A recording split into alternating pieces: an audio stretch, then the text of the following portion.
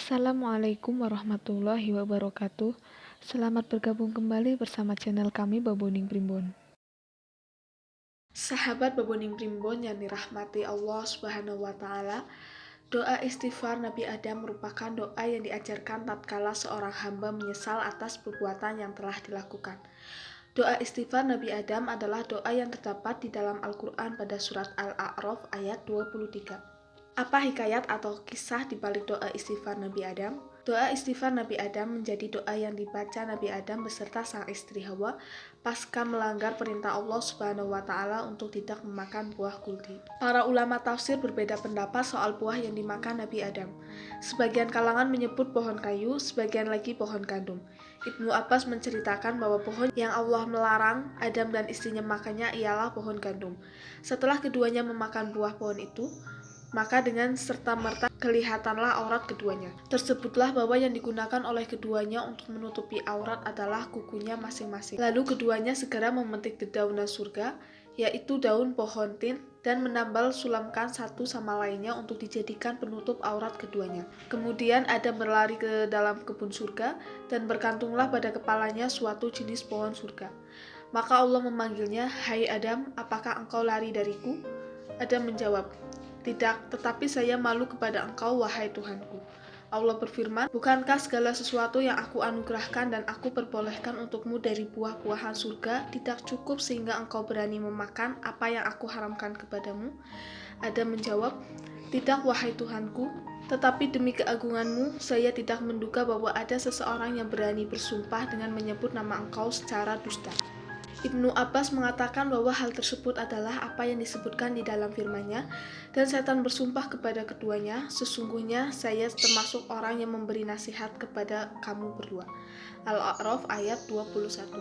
Allah berfirman, "Demi keagunganku, aku benar-benar akan menurunkan kamu ke bumi, kemudian kamu tidak dapat memperoleh penghidupan kecuali dengan cara demikian." Ibnu Abbas melanjutkan kisahnya bahwa Adam lalu diturunkan dari surga, padahal sebelum itu keduanya memakan buah surga dengan berlimpah ruah tanpa susah payah. Kemudian ia diturunkan ke tempat dunia yang makanan dan minumnya tidak berlimpah, tetapi harus dengan susah payah. Maka mulailah Adam belajar membuat alat besi dan diperintahkan untuk membajak, lalu Adam membajak dan menanam tanaman serta mengairinya. Ketika telah tiba masa panen, maka ia menuainya dan memilih biji-bijiannya serta menggilingnya menjadi tepung, lalu membuat adonan roti darinya. Setelah itu baru ia memakannya.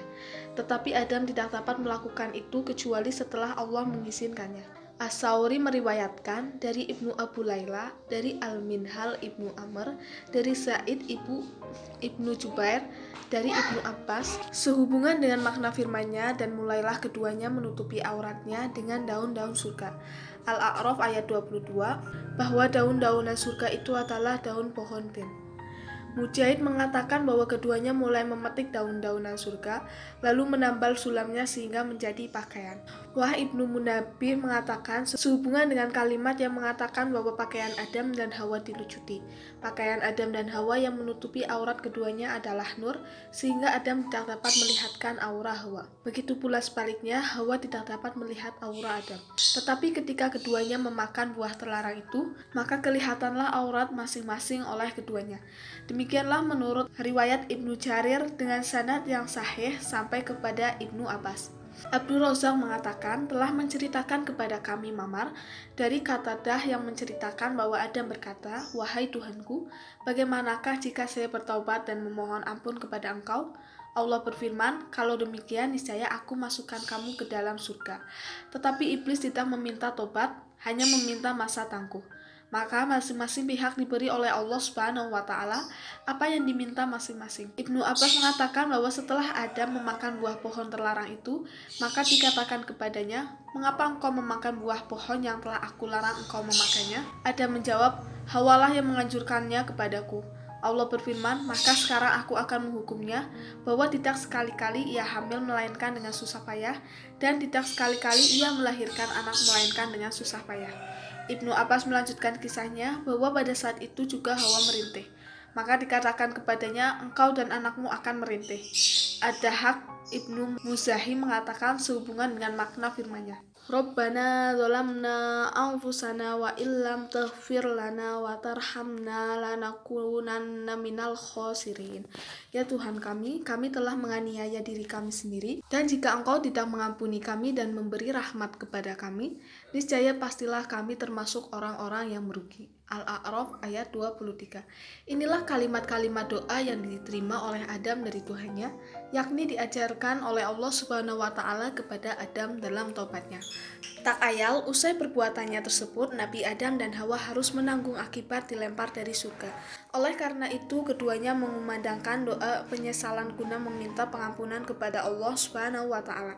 Doa istighfar Nabi Adam dan diamalkan kapanpun, terutama ketika habis melakukan kesalahan, seperti contoh diri ini merasa baru saja melawan atau menyakiti hati orang, tahu meski tidak sengaja, maka langsunglah meminta maaf dan membaca doa istighfar Nabi Adam alaihi salam.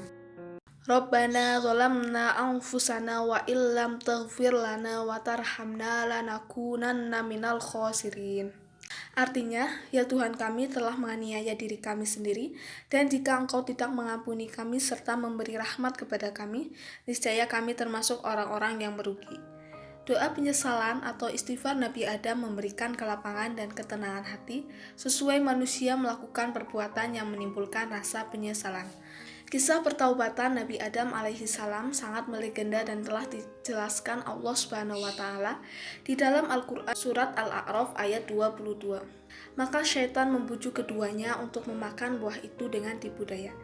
Tatkala keduanya telah merasai buah kayu itu, nampaklah bagi keduanya aurat-auratnya, dan mulailah keduanya menutupinya dengan daun-daun surga.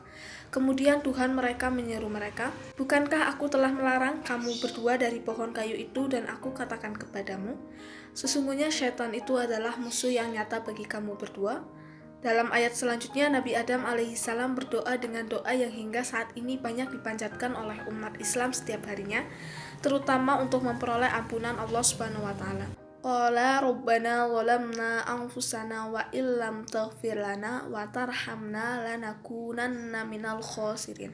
Keduanya berkata, "Ya Tuhan kami telah menganiaya diri kami sendiri, dan jika Engkau mengampuni kami dan memberi rahmat kepada kami, niscaya pastilah kami termasuk orang-orang yang merugi." Al-A'raf ayat 23.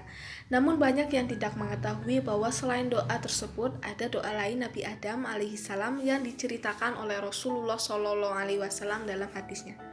Hadis doa Nabi Adam. Hadis ini dikutip dari kitab Husulur Rifqi bi Usilir Rizki karya Imam Jalaluddin Abdurrahman As-Suyuti. Dalam kitab tersebut disebutkan, an Aisyatu radhiyallahu anha an Nabi sallallahu alaihi wasallam qala lamma ahbatallahu adama ilal ardi qama ilal ka'bah wa shalla raq'ataini fa alhamahullahu hadzal du'a. Dari Sayyidina Aisyah dari Rasulullah Shallallahu alaihi wasallam, ketika Allah Subhanahu wa Ta'ala menurunkan Nabi Adam alaihi salam ke bumi, maka Nabi Adam berdiri di depan Ka'bah. Lalu Nabi Adam melakukan sholat duha 2 rakaat, dan setelah sholat Allah Subhanahu wa Ta'ala memberikan ilham kepada Nabi Adam untuk membaca doa ini. Allahumma innaka ta'lamu sirri wa alaniyati faqbal ma'zirati wa ta'lamu hajati fa'atini su'ali wa ta'lamu ma fi nafsi faghfirli dhanbi. Allahumma inni as'aluka imanan yubashiru qalbi wa yaqina shadiqan hatta a'lamu annahu la yusibuni illa ma katabtali wa ardini fi ma qasamtali. Wahai Zat Allah, Engkau maha mengetahui yang tersembunyi dan tampak dariku, karenanya terimalah penyesalanku. Engkau juga maha tahu tentang kebutuhanku, maka kabulkanlah permintaanku. Engkau tahu apa yang aku dalam hatiku, maka ampunilah dosaku. Ya Allah, sungguh aku memohon kepadamu iman yang menyentuh kalbuku dan keyakinan yang benar, sehingga aku meyakini bahwa tidak akan menimpaku kecuali apa yang telah Engkau tetapkan atasku. Ya Allah, berikanlah rasa ridho terhadap apa yang Engkau bagi untukku. Setelah membaca doa ini, Allah Subhanahu wa Ta'ala menurunkan wahyu kepada Nabi Adam. Wahai Adam, aku telah menerima taubatmu dan aku telah mengampuni dosamu, dan tidaklah seorang berdoa dengan doa ini kecuali aku ampuni dosanya dan aku cukupkan urusannya. Aku juga akan menolak setan dari menjerumuskannya, dan dunia akan terpikat serta tunduk kepadanya walaupun ia tidak menginginkannya. Sahabat Bebuning Primbon yang dirahmati Allah Subhanahu wa Ta'ala, demikian merupakan manfaat membaca doa istighfar Nabi Adam. Semoga bermanfaat. Wassalamualaikum warahmatullahi wabarakatuh.